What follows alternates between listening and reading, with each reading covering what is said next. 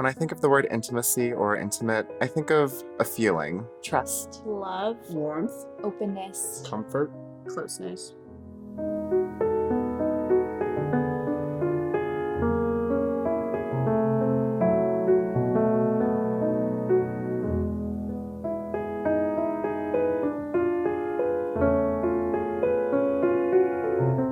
We always think of sex. You're like, oh, were they intimate or not? Once you kind of go beyond the broad, you can get broader on that. I think a lot about how intimacy just means connecting on a super deep level, really deep, really being close. And it's like confiding in another person, finding joy in a relationship, being there for someone else, to listen to them, to help in any way that you can.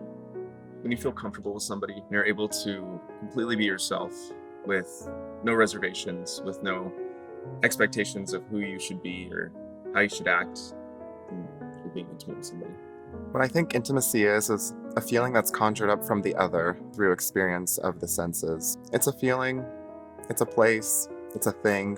I think my initial thought is like childhood friends who like you've been through some shit together. You remember like hopping the public pool fence at like 2 a.m. and going streaking like when you're like 16. Like, yeah, that's an intimate relationship. Like if you've seen their prepubescent titties, that's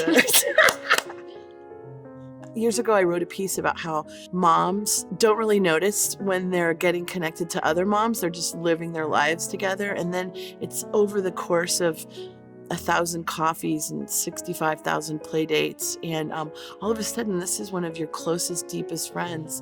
And it doesn't matter that they might live 1,000 miles away anymore. There's still somebody that you really count on in really clutch moments and sometimes just some of the sweetest moments of your life. So intimacy is a deep and abiding love that you have for someone.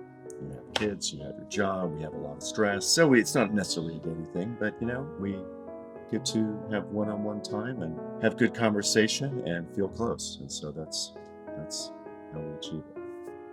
The concerted effort to trying to be more honest, I guess, is how I would work on intimacy day to day.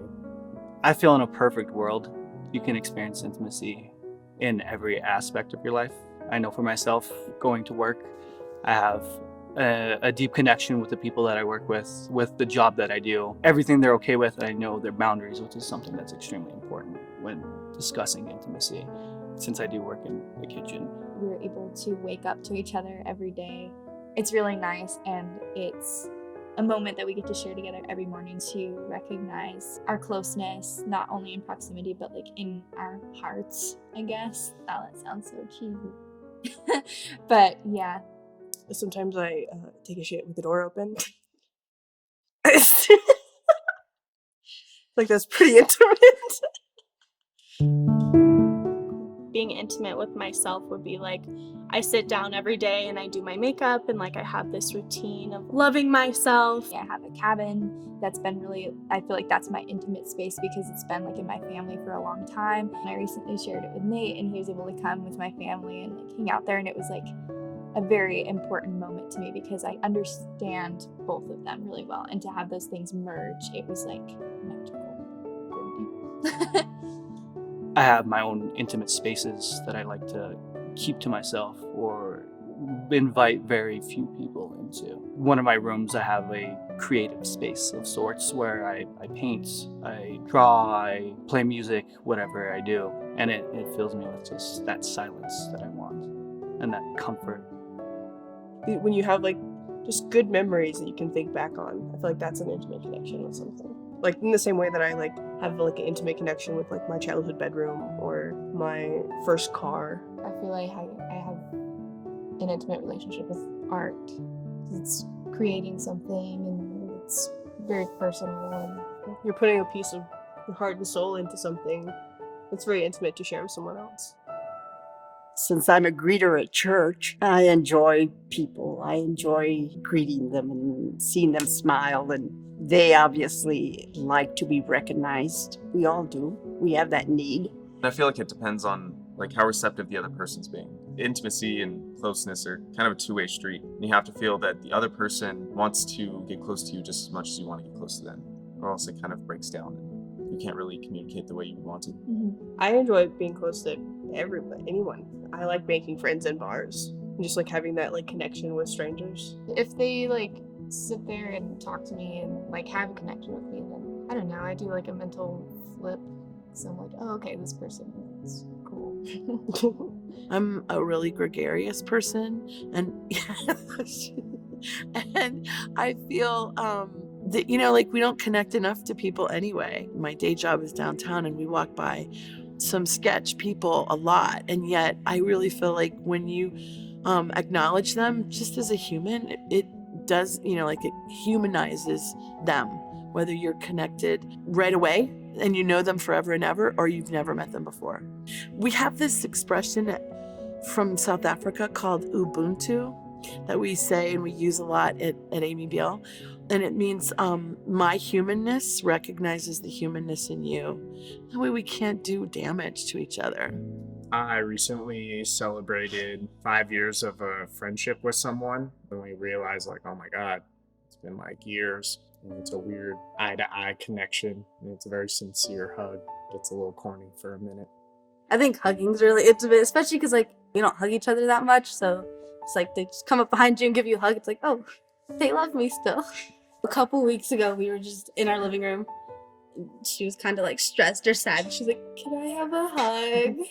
And then we just hugged for a little bit. And it was like, oh man, I haven't hugged anyone in like days.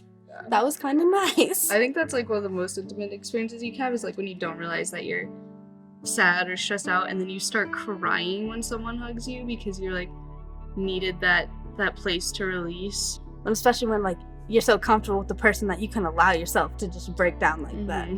I recently was at the bar with my friend, and he had brought up to my attention that I had been acting weird or different.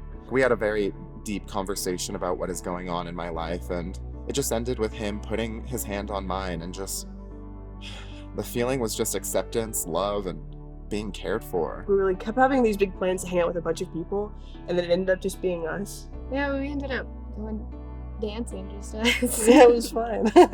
Well, you know, we had a lovely dinner last night and the night before. Even though the restaurant wasn't empty and it wasn't exactly quiet, we did have one-on-one undivided attention, which was really nice. And we got to discuss a lot of things, past, present, and future, trials and tribulations of the past, what our hopes are moving forward, and it was very nice. Yeah. It was one of those situations like literally you forget that you're around other people. It's like I was just so focused on him and what we were talking about. I can't talk about it because I'll start crying, but it was very important to me, the words that he said. I think it's hard.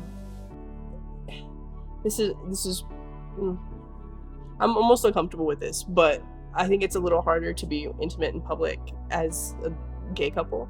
I know it's different, like going back home, like when we went to Texas and stuff, I felt like a little uncomfortable, like just touching in public. So I feel like it would be easier if we could be more touchy. My dad came to visit a couple months ago or something, and we went to dinner. He's not super comfortable with the whole thing, like gay thing. But but I went to dinner with him anyway because I don't see him very often. There was definitely a lack of intimacy because of how he keeps his emotions to himself. Like he doesn't want to acknowledge it. It's fine. So in my lifetime, I've found it quite difficult to maintain an intimate relationship with my family. In losing my real family, I've built a family of friends, finding the individuals in my personal life that create those special moments and involving them more in those little times that I have. And it couldn't have been more successful.